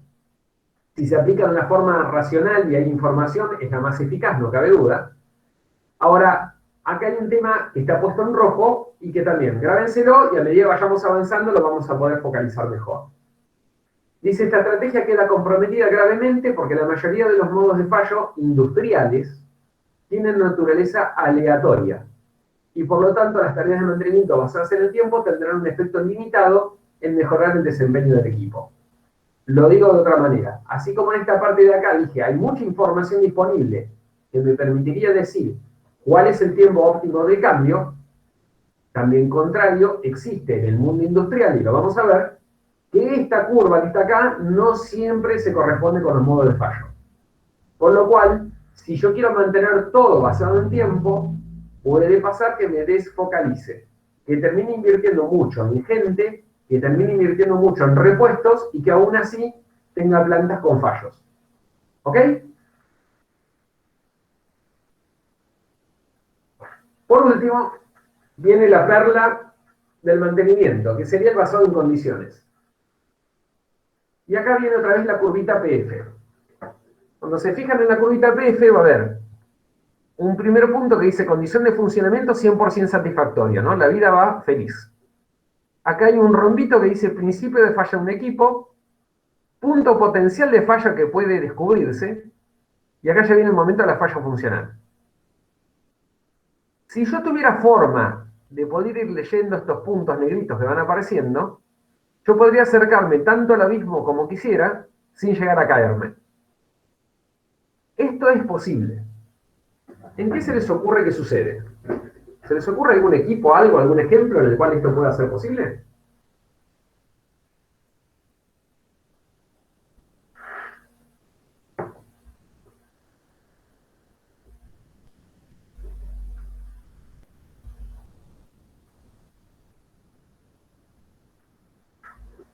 ¿En qué se les ocurre? ¿Dónde ustedes identifican? Vamos a tratar de llevarlo al campo de la comunicación. ¿Cuándo ustedes sienten con algún componente, con algún equipo, hasta, no sé, puede ser con un animal, con algún compañero que tengan, con un perrito, con un caballo? ¿Cuándo detectan que las cosas están bien o cuándo detectan que las cosas están mal? Y no es un tema de corazonada. Cuando ustedes ven los indicadores más simples, cuál es el nivel de turbidez de los ojos, cuál es la temperatura, si están muy pálidos, si tienen ojeras, si la posición tienen prestancia de caja torácica abierta o si están inclinados. Hay un conjunto de indicadores que tenemos las personas con las cuales estamos comunicando cuál es el estado en el cual nos encontramos, y que ese estado no solamente es un estado anímico, sino que también está vinculado a cuál es el estado físico. ¿Sí? La relación que existe con las máquinas es exactamente la misma. Es muy probable que ustedes conozcan a algún taxista, un remisero, que de mecánica no entiende absolutamente nada, pero que tiene un nivel de comunicación con su herramienta de trabajo que es perfecta. Por lo cual va a poder anticiparse, ir al mecánico y decir, mira, le di arranque 2 veces y tardó más que lo que viene tardando antes. No tengo ni la menor idea qué es lo que es. Yo giro la llave nomás y tarda más en arrancar. Pero algo pasa porque está tardando más en arrancar. Antes arrancaba chiqui, chiqui, chiqui, arrancaba. Y ahora chiqui, chiqui, chiqui, chiqui, se siente más raro. Como si estuviera más dormido. ¿Qué es? Cuando eso lo lee el mecánico, le dice, mira, es invierno, las baterías están más forzadas a poder trabajar en el invierno, ¿cuánto tiempo tiene tu batería? Y empieza un diálogo, una comunicación con la persona que hace la interfase con la máquina. Y la batería tiene 3 años. Y bueno, puede ser la batería. Vamos a ver la batería, le ve los bornes sulfatados. ¿Qué le está diciendo? Y pero vos no abriste el capó, no lo limpiaste, fíjate, tenés un falso contacto, puede tener un problema de masa. Puede ser el motor de arranque, ¿cuántos ciclos tiene?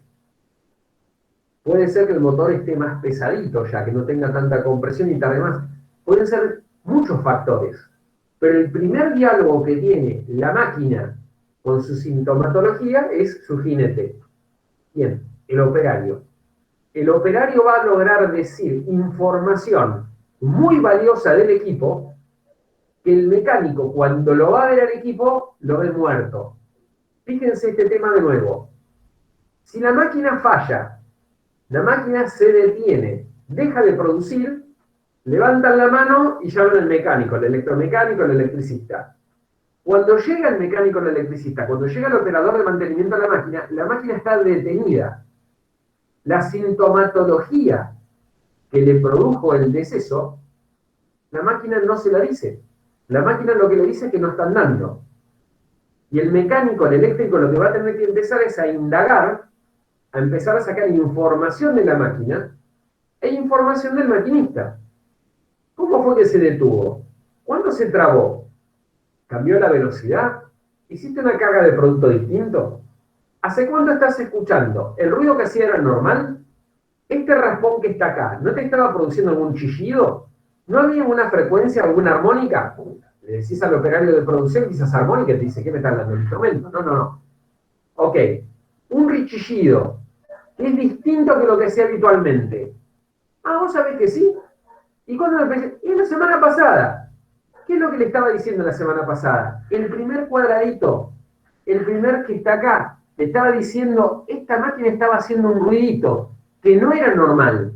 Eso era una fricción, era un desbalanceo, era un desalineo, era un problema de lubricación, era una vibración anormal.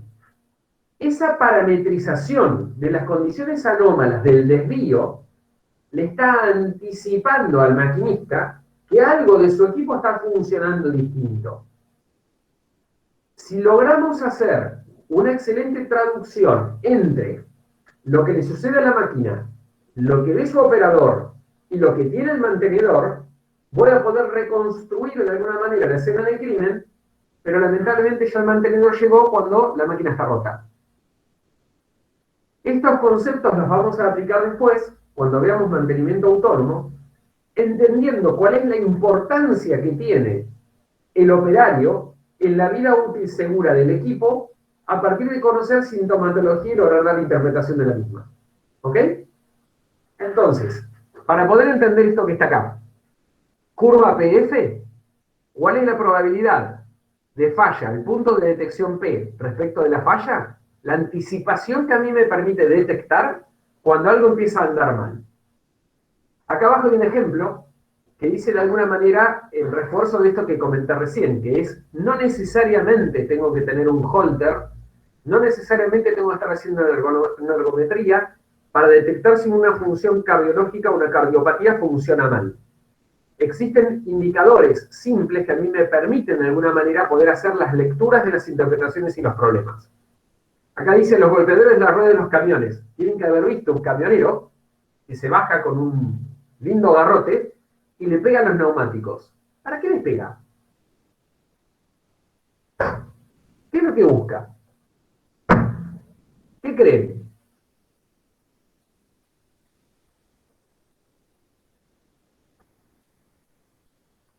Al pegarles, lo que están encontrando es una frecuencia, que en definitiva, cómo vibra y cómo recupera, es cómo se encuentra el neumático. En esa forma repetida, logra cada uno tener la certeza de que ese neumático se encuentre con la presión indicada, sin la necesidad de tener que recurrir a un manómetro. No tiene un vigía instalado, no tiene un sistema de control de presión online, pero sí que lo que puede hacer, cada vez que para en una estación de servicio, que para cargar combustible, que para comer, él lo que hace es controla cómo se encuentra el nivel de los neumáticos del camión. Muy probablemente va a poder hacerlo esto sobre los neumáticos exteriores, pero sobre las duales interiores le va a costar más, por la accesibilidad. ¿Sí? Y si un neumático dual interior termina teniendo un fallo, la sobrecarga se va a dar sobre el que sigue trabajando. Y ese va a trabajar a mayor temperatura. Y le va a generar un desgaste adicional. Este tipo de mirada de cómo escuchar ese ruido distinto necesita el entrenamiento. Lo hago yo y no voy a encontrar diferencia. Pero el que ya tiene la frecuencia incorporada logra tener un transductor de identificar cómo se encuentra ese neumático a lo largo de un ciclo continuo de revisión. ¿Ok? Entonces, si yo tuviera el oído, o al menos por repetitividad, claro, de cuáles son los ruidos en las vibraciones normales que tienen esos motores, o que tienen esas máquinas, yo puedo hacer un primero pasa no pasa. ¿Estoy dentro del ámbito de lo normal, o me estoy yendo en alguna de las bandas? Ayer escuchaba en la carrera de MotoGP que decían que esos motores, que son motores especiales, son motos que salen $1,5 millones, mientras que una moto de la categoría anterior son 300.000, 400.000. ¿Qué tienen de distinto? Que son motos experimentales. Las ponen para poder ganar una carrera y que gane el destajo. La liviandad que tienen los cigüeñales, la forma en la que están hechos los árboles de levas, el motor está súper exprimido. El sonido que tienen es un sonido totalmente distinto. Es una máquina que respira distinto. Un motor de combustión interna es un instrumento de aire. ¿Sí? La forma en la cual trabajan las válvulas, la forma en la cual trabaja el motor, respira de una manera distinta. Lo decía el periodista, dice, esto suena que parece que se va a romper. Porque es un ruido que es anormal para lo que uno escucha en un motor de una moto. ¿Se entiende? Entonces, esa comparación entre lo que es anormal y anormal por entrenamiento o por instrumentación permite trabajar en lo que es basado en condiciones. ¿Ok?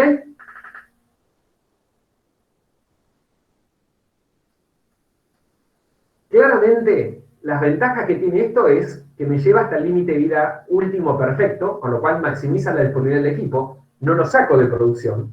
Lo vamos a ver después en detalle este tema, pero me permite llevarlo en actividad de operaciones solo en el momento en el cual necesito sacarlo. ¿Está? Mismo a la carrera ayer de motos.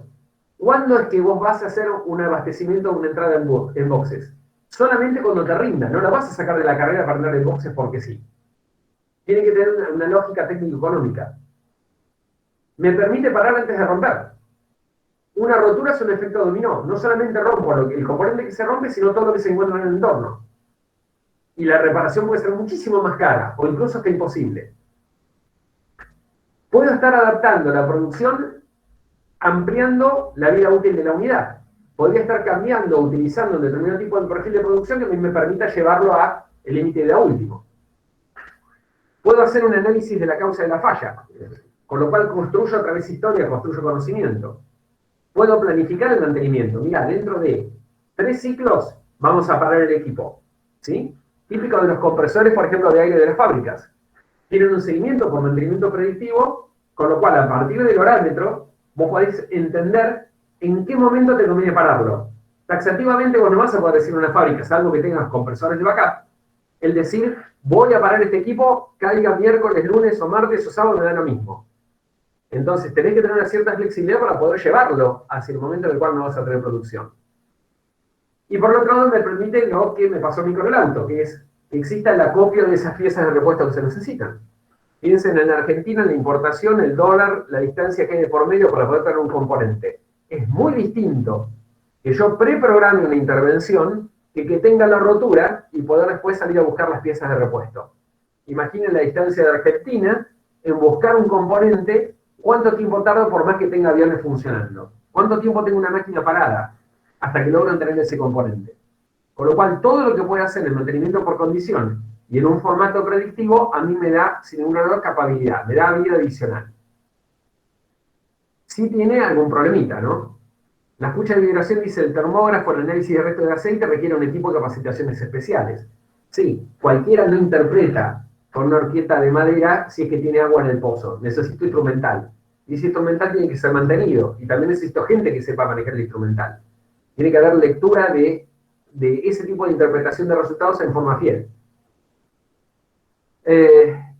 Y se requiere también, dice, un periodo de tiempo en el que la tendencia se desarrolle. Claramente, si yo quiero construir historia, una de dos, o compro la historia, que en algunos casos se puede, o tengo que empezar a hacer mi histograma. En la medida en la que yo no pueda construir histograma, yo no puedo saber una máquina que me compré hoy, y que es un prototipo, que es nueva, cuáles van a ser sus probabilidades de subsistencia. ¿Está? De esto después vamos a ver cuál es el plan de mantenimiento que voy a tomar.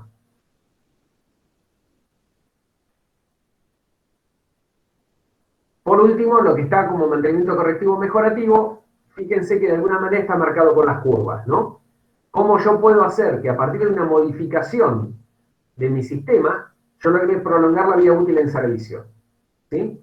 Esto está muy vinculado con el tema de estudiar cuáles son los puntos flojos, los puntos débiles de los equipos, de los sistemas, de forma tal de poder construir robustez y entender hasta dónde desplazo mi riesgo en otro lugar. Dicho de otra manera, ¿qué es lo que es conceptualmente un fusible? ¿Qué es lo que interpretan ustedes como un elemento de máquina fusible?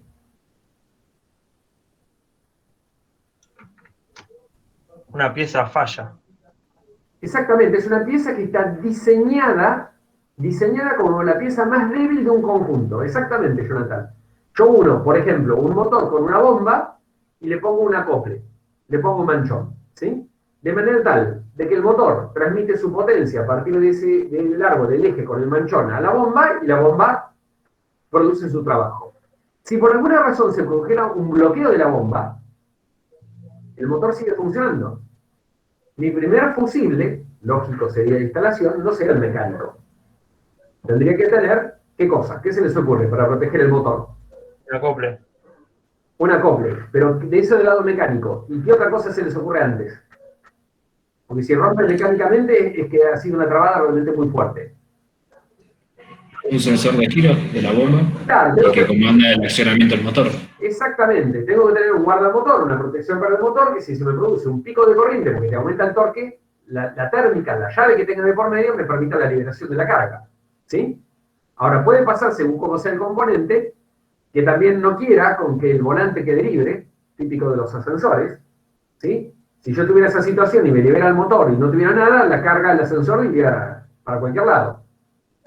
O que sea, como decía Jonathan, límite último, que sería zafe el manchón, se rompa el manchón. Y eso me protegería el motor o la unidad en general. Depende de quién quiera proteger. El fusible pasaría a ser el elemento más sensible ante un determinado tipo de evento. Entonces yo podría proteger o ver los fusibles para entender cómo se encuentran. Supongamos que tengo la gran creatividad, que lamentablemente sucede en la industria, que es, se quema el fusible. O lo digo de otra manera. Se cae la térmica. ¿Sí? Sale de servicio la térmica. Entonces va el mantenedor y ¿qué hace? Mira, se cayó la térmica. Era esto, se cayó, la levanta. Y se va. ¿Está cumpliendo bien su función ese mantenedor? ¿Por qué no? ¿Qué creen? No investigo la causa de por qué la térmica está abajo. Exactamente, lo que está haciendo es actuar sobre la consecuencia. La consecuencia es que la térmica cayó. Ahora, ¿cuál fue la causal? ¿Hubo una sobrecarga? Ni idea. Va y la levanta de nuevo. Y vuelve a caer la térmica. ¿Y qué hace? La vuelve a levantar. ¿Te parece un poco ese diente de cierre que habíamos visto al principio, no? Fallo, lo levanto, fallo, lo levanto, fallo, lo levanto. ¿Hasta cuándo? Hasta que vuelve, cansado, y pueden pasar varias cosas. Toma un perno, un tornillo o algo que tiene por medio, ¿y qué hace con la térmica? Mecánicamente lo bloquea, y dice, esta térmica no se cae más. Me voy a tomar mate al taller y no me llaman más por este tema, me tienen podrido. ¿Está bien? ¿Y qué sucede después? Se prende fuego la instalación. Se quema el motor. ¿Qué otra cosa puede pasar? Que el operario de producción está harto de llamarlo al de mantenimiento porque se le cae la térmica. Entonces, ¿qué hace en un momento? Va y lo bicha. Lo mira, a ver, ¿qué va a hacer? Ah, mirá, la levantó la térmica, listo. Yo ya ahora soy mantenedor. Yo ya aprendí. Entonces, en vez de llamarlo y esperar lo que venga, voy y la levanto yo. ¿Y qué es lo que vuelve a hacer? Oculta cuál es la causa, actúa sobre la consecuencia y vuelve a levantar la térmica. ¿Cuál es el final? Exactamente el mismo. Si fuera un fusible y se quema el fusible, eso lo he visto también personalmente. ¿Saben cuántas veces se cambia el fusible? Todas las veces que adentro de la caja haya un fusible de repuesto. Se quema, se quema, se quema. ¿Cómo quema el fusible? Se volvió a quemar. Listo, no se quema más. Le pongo un alambre, ¿no? Lo sobrecargo, se acabó el tema de la calibración de constantán de 10 amperes y que se prenda fuego la instalación. ¿Qué hice? Trasladé el fusible a la instalación. Entonces el punto más débil pasa a ser la instalación. Se prende fuego todo. Esto que dije recién, entre la térmica, el fusible y demás, sucede habitualmente. El mantenimiento mejorativo no es eso. No es robustezco el tema, es entiendo, analizo y aplico ingeniería para ver dónde estoy desplazando el punto fusible. ¿Ok? Método eficaz para solucionar un problema recurrente. Un problema recurrente no es que caiga la térmica. Un problema recurrente puede ser que cada vez que se produce una composición de arranques de armónicos de determinados componentes, haga que determinada térmica salte. Entonces quizás lo que tengan que estudiar es cuál es la curva del pico que tiene el arranque simultáneo de motores, para poder tener una curva de disparo que se llama tipo B o C en la térmica, que me admite una sobrecorriente en un tiempo más largo. Y eso no significa que haya cambiado la calibración de la curva, ¿se entiende? Eso sí es un rediseño. Sigo protegiendo la instalación, cambié la curva de disparo de la térmica, pero porque la estudié, no porque hice prueba y error. Cuando dice acá abajo, sin embargo, puede ser fácilmente usado de manera incorrecta, todos los ejemplos que di son válidos y otros tantos más. Hay un problema que adolecemos en muchas fábricas en la Argentina y que, como todas las cosas, es una virtud que pasa a ser también una oportunidad o un problema. Quedan las claras los destrozos que hacemos con los automóviles, ¿no? Tuneándolos. Les cambiamos el rodado, le ponemos spoiler, le cambiamos las luces, le metemos un chip, le modificamos el escape. Hacemos cualquier cosa. Todos los que modifican autos son ingenieros. Todos los que modifican reglajes de suspensión, que le inflan los guardabarros, que le cambian los radios, ¿hacen un precálculo de entender qué? No. Van, compran porque le gustó la llanta, le pusieron una llanta distinta, cambiaron el rodado, hizo la pisada distinta, le pusieron el amortiguador, el airbag. Lo que terminan haciendo es un tuneo de un automóvil que tiene muchas horas de ingeniería puestas encima para hacer improvisaciones. Y esas improvisaciones por lo general terminan mal, destruyendo lo que están haciendo de por medio. Con las máquinas sucede eso y mucho peor.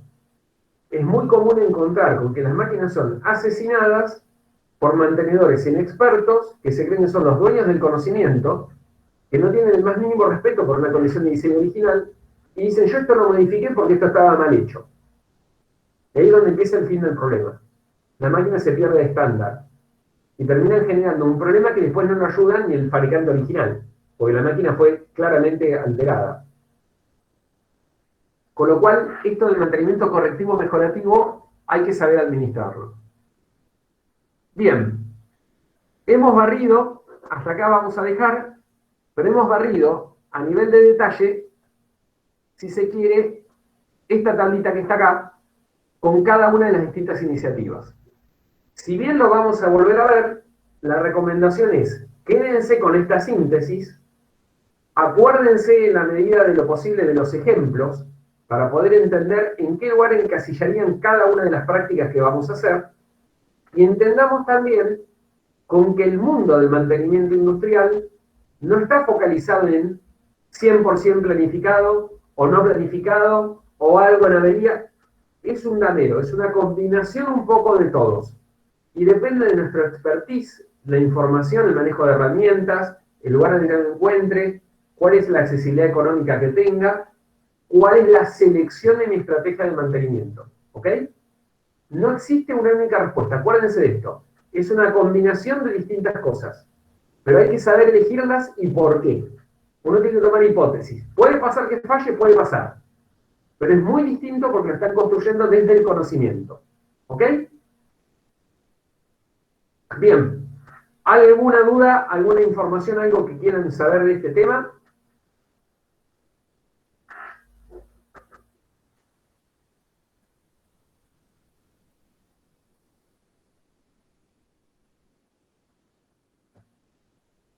De mi parte, nada. Ok. ¿Algún ejemplo, algo que se hayan quedado con la duda?